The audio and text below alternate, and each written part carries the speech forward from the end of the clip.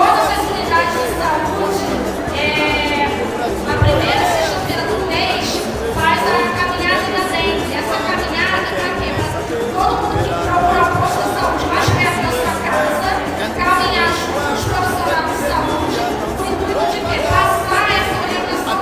Vocês aqui vão ser os multiplicadores, para todo mundo ficar atento.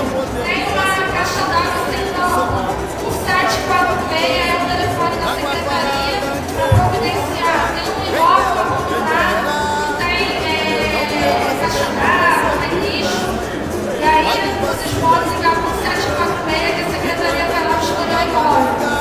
E nesses pontos de dengue, pode ter pessoas aqui também que não moram em ponto de todas as áreas têm. Então, por onde tem os pontos do LOL, medicamento, para tem Curitiba, o centro no Campo Marinho.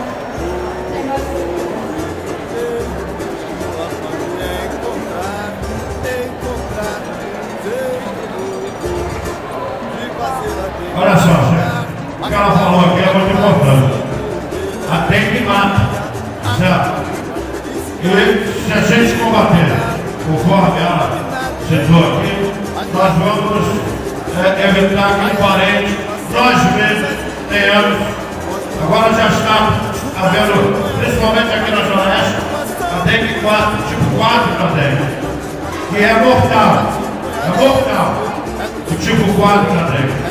Então, é importante que as pessoas se liguem nisso, tá certo?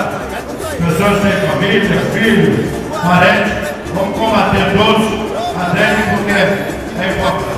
Zé Filho. Obrigado.